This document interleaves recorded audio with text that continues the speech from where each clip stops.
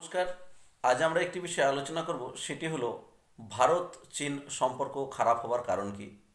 ভারত ও চীনের মধ্যে সম্পর্ক যে একটা খারাপ পর্যায়ে রয়েছে সেটা আমাদের সকলেরই জানা। এবার একটু সংক্ষেপে জানার চেষ্টা করি সম্পর্ক এতটা খারাপ হবার কারণ কি। প্রথম কারণ হলো ম্যাকমোহন লাইন।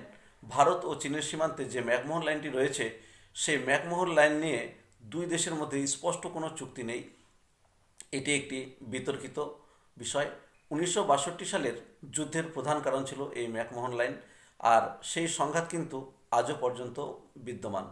দ্বিতীয় কারণ হিসেবে অরুণাচল প্রদেশের কথা বলা যায়। অরুণাচল প্রদেশ ভারতের একটি অঙ্গরাজ্য। দীর্ঘদিন থেকেই এটি ভারতের মধ্যে রয়েছে, কিন্তু অন্যায়ভাবে চীন দাবি করে যে অরুণাচল তাদের চাই, যে কথা কোনোভাবেই মানা যায় না। 1972 সালে এই অরুণাচল প্রদেশ ভারতের কেন্দ্রশাসিত অঞ্চল রূপে আত্মপ্রকাশ করেছিল, আর তারপর 1987 সালের 20 ফেব্রুয়ারি এটি ভারতের একটি পূর্ণাঙ্গ রাজ্যরূপে আত্মপ্রকাশ করে। তাই এই অরুণাচল প্রদেশের উপর চীনের দাবিকে কোনোভাবে মেনে নেওয়া সম্ভব নয়। এরপরে তৃতীয় কারণ হিসেবে আমরা আকসাই চীনের কথা বলতে পারি।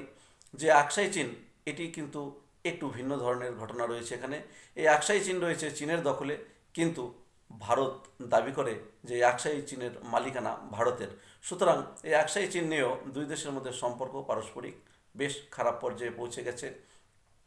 এরপরে যে কারণটি সেটি হলো এশিয়া ও ভারত মহাসাগরীয় অঞ্চলে প্রভাব বিস্তার। এশিয়া ও ভারত মহাসাগরীয় অঞ্চলে প্রভাব বিস্তার নিয়ে এই দুই দেশের মধ্যে প্রতিযোগিতা কিন্তু বেশ জোরালো। চীন বেল্ট অ্যান্ড রোড ইনিশিয়েটিভের মাধ্যমে প্রভাব বিস্তার করতে চাইছে, যা ভারতের স্বার্থের পরিপন্থী। এই নীতিটি ভারত কোনোভাবেই মেনে নিতে পারবে না। এর পরবর্তী কারণ তিব্বত ইস্যু। যে তিব্বতের ধর্মগুরু ছিলেন দালাই লামা। দালাই লামার উপরে একসময় চীন বেশ উৎপীড়ন শুরু করে। দালাই লামা বাধ্য হয়ে ভারতে আশ্রয় নেন। ভারত চিরকালই যারা অসময়ে বিপদে পড়েছে তাদের আশ্রয়দাতা দেশ, তাই দালাই লামাকেও আশ্রয় দিয়েছিল। এই নিয়েও চীনের সঙ্গে মনোমালিন্য বেশ চরম পর্যায়ে। এরপরে সামরিক সংঘাত ও অবিশ্বাস এই দুই দেশের মধ্যে সম্পর্ক খারাপ হওয়ার আরও একটি কারণ। সেটি হলো 1962 সালে দুই দেশের মধ্যে যুদ্ধ হয়েছিল। এই যুদ্ধ একটা বড় ধরনের কারণ দুই দেশের মধ্যে সম্পর্ক খারাপের। তাছাড়া 1967 সালের সংঘাত এবং 1987 সালের সংঘাতও একটি অন্যতম কারণ। তারপরের কারণটি রয়েছে অর্থনৈতিক প্রতিযোগিতা। এই অর্থনৈতিক প্রতিযোগিতার কথা বলতে গেলে আমাদের প্রথমেই বলতে হয় যে অর্থনৈতিক ক্ষেত্রে দুই দেশ কিন্তু পরস্পরকে আবার সহযোগিতাও করে। যদি ভারতের কখনো প্রয়োজন হয় তবে চীন সহযোগিতা করে, আবার চীনের কখনো অর্থনৈতিক দিক থেকে সাহায্যের প্রয়োজন হলে ভারত সাহায্য করতেও বিন্দুমাত্র কার্পণ্য করে না। কিন্তু তা সত্ত্বেও দুই দেশের যে নীতিগত বা কৌশলগত দিক, সেই দিকে কিন্তু উভয়ের মধ্যে প্রতিযোগিতা রয়েছেই। তাই পরিশেষে বলা যায়, এই স্বার্থ সংঘাত যদি মেটাতে হয় তবে চীনকে এগিয়ে আসতে হবে দ্বন্দ্ব ভুলে, হিংসা ভুলে।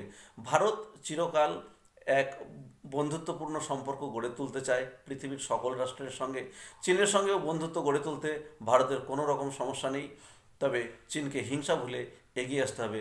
ভারতবর্ষ চিরকাল এই আন্তর্জাতিক ভ্রাতৃত্ববোধের নীতিতে বিশ্বাস করে। ধন্যবাদ।